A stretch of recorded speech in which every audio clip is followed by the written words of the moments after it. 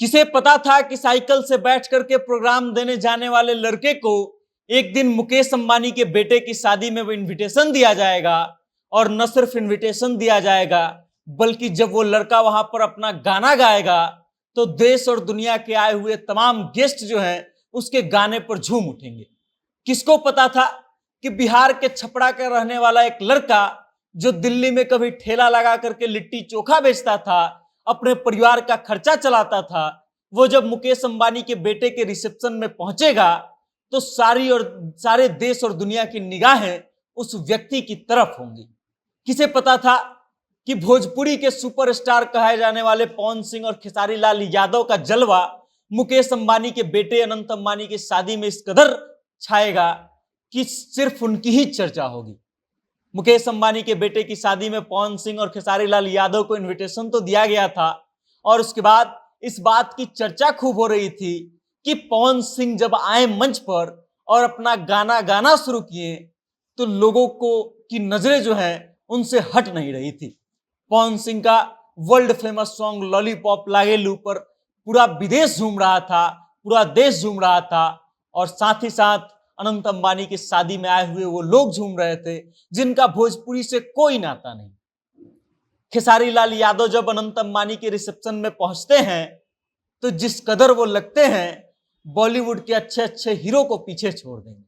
किसे पता था कि कभी दिल्ली में रह करके अपने परिवार का पेट पालने के लिए जो खेसारी लाल यादव लिट्टी और चोखा बेचा करते थे, जो कभी भोजपुरी में लवंडा नाच के लिए फेमस थे, उसे अनंत अंबानी की शादी में बुलावा आएगा। और किसको पता था कि खेसारी लाल यादव वहां जाएंगे तो छपड़ा के गाने से धूम मचा देंगे। किसको पता था कि खेसारी लाल यादव जब वहां जाएंगे और नून रोटी खाएंगे, छपरा लौट के न जाएंगे, अपना गाना गुनगुनाएंगे तो पूरा का पूरा मुकेश अंबानी का परिवार और उनके गेस्ट जो हैं इस गाने पर झूम उठेंगे।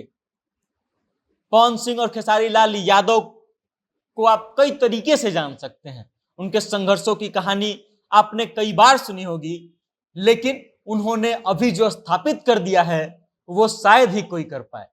जब पवन सिंह कभी मंच पर खड़ा होकर के ये बात बोलते थे कि हम जो लकीर खींच दिए हैं उसी पर कोई चलेगा, उसी पर कोई रेंगेगा, तब हमको लगता था कि पवन सिंह ये क्या बात कर रहे हैं, भोजपुरी को गर्त में ले जाने का काम कर रहे हैं।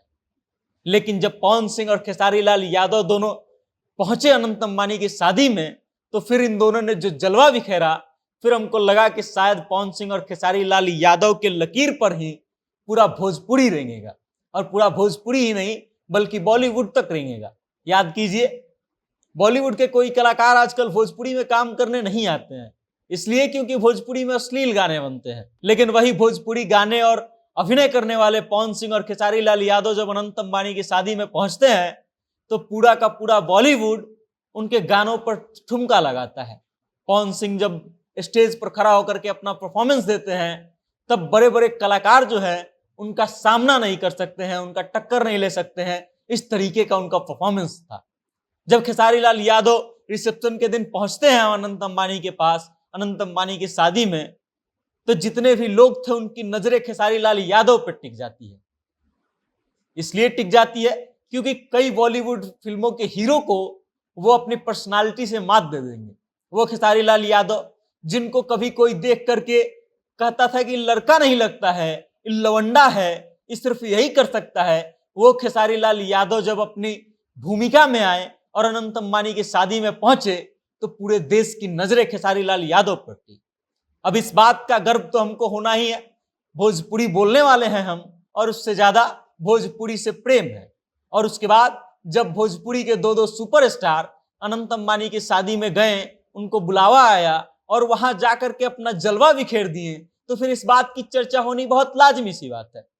रवि किशन भी गए थे, रवि किशन भी कई बार जो है अपना लोहा मनवा चुके हैं, भोजपुरी के अलावे कई फिल्मों में वो काम करते हैं, इसलिए हम उनका नाम कम ले रहे हैं। और पवन खेसारी का नाम इसलिए हम ज्यादा ले रहे हैं क्योंकि पवन और खेसारी को जाना जाता है सिर्फ भोजपुरी के लिए, और वो भोजपुरी सुपरस्टार को जब अनंत अंबानी के शादी में देखा गया, जब उनके द्वारा बुलाया गया, तो फिर इस पर बात होनी बहुत लाजमी सी बात है। बाकी आपको क्या लगता है कि पवन सिंह और खेसारी लाल यादव ने जो जलवा जाकर के बिखेरा है अनंत अंबानी की शादी में, उसके बारे में आपकी क्या राय है? अपनी राय कमेंट के माध्यम से तक भेजिएगा जरूर। और भोजपुरी को सुनते रहिए, अच्छे गानों को सुनते रहिए और देखते रहिए जनता जंक्शन। मेरा नाम वेद प्रकाश है। बहुत बहुत धन्यवाद। कैमरे के पीछे है विशाल।